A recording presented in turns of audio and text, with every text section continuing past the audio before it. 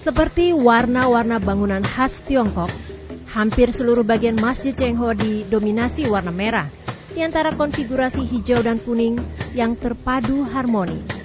Di Indonesia, bangunan berarsitektur Tiongkok yang seperti itu biasanya adalah bangunan kelenteng.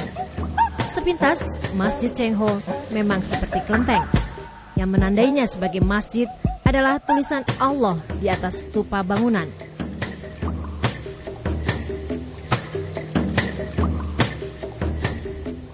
Yang membedakannya lagi dengan kelenteng ialah tidak ditemukannya relief naga dan patung singa serta lilin dan dupa sebagaimana yang biasa terlihat di kelenteng. Setiap bagian dari Masjid Cheng-ho mempunyai makna baik dari filosofi Tiongkok maupun Islam. Bentuk pagoda pada kubah masjid misalnya. Kubah berbentuk pagoda ini menjadi salah satu ciri khas Masjid New Jie yang juga menjadi ciri khas Masjid Cheng-ho. Sementara susunan atap 3 lapis ini merupakan perpaduan antara arsitektur Jawa kuno dan Tiongkok. Beberapa arsitek menyebut pagoda seperti ini berasal dari India kuno, sedangkan jumlah susunannya sengaja dibuat ganjil. Nah, tapi karena itu tadi, mungkin itu tadi kalau kita mengacu pada apa yang diungkapkan oleh Levi Strauss itu, bahwa karena keterbatasan pengetahuan nenek moyang kita, sehingga komposisi-komposisi ini itu dimaknai sebagai misalnya hal-hal yang mitos, tapi sebetulnya punya makna gitu. Tapi karena keterbatasan gitu pengetahuan, pemikiran, sehingga tidak mampu menjelaskan secara rasional. Tapi ada benang merah menurut saya, bahwa secara komposisi itu mengatur komposisi yang ganjil komponennya itu lebih sulit memang, tapi menghasilkan sesuatu estetika yang lebih optimal dibandingkan yang genap. Sedangkan stupa di puncak atap masjid adalah ciri khas stupa Buddha.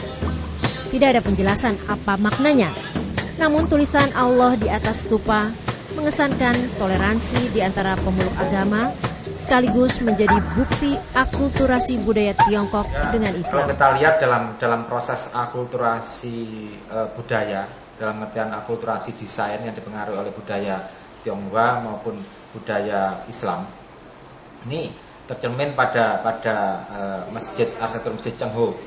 Jadi dalam pengertian bentuknya yang geometris. Terus jadi kelihatan, dan akulturasi ini kan kelihatannya ada proses bargaining.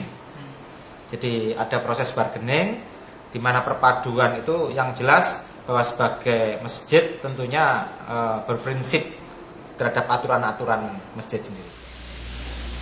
Menurut Lukito Kartono, pagoda bersudut 8 bermakna keberuntungan. Angka 8 dalam numerologi Tiongkok kuno disebut Pat Kwa, yang berarti kejayaan, kemakmuran, atau keberuntungan.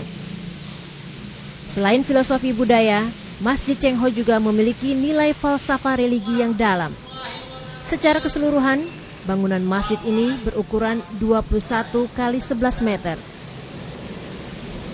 Sedangkan bangunan utamanya berukuran 11 kali 9 meter.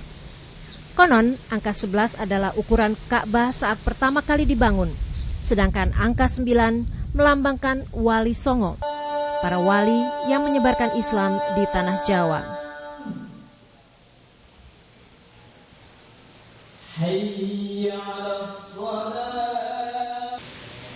Keberadaan podium dan beduk ini mewakili 2 organisasi Islam besar di tanah air, yaitu Muhammadiyah dan Nahdlatul Ulama. Keduanya ditemukan di dalam Masjid Cheng-ho. Ini adalah cara Masjid Cheng-ho menunjukkan kenetralannya. Tampilan grafis interior yang ditulis melingkar di atas masjid ini biasa ditemukan di rumah-rumah warga di Cina. Tampilan langit-langit berupa kayu juga menjadi ciri khas bangunan berarsitektur khas Tiongkok. Saat Ramadan, keindahan bangunan Masjid Cheng-ho tidak bisa terlihat utuh karena biasa dipasang tenda di bagian depan masjid untuk jemaah yang tidak tertampung di dalam masjid. Yang khas dijumpai saat bulan Ramadan di Masjid Cheng-ho adalah lomba hadrah. Bismillah,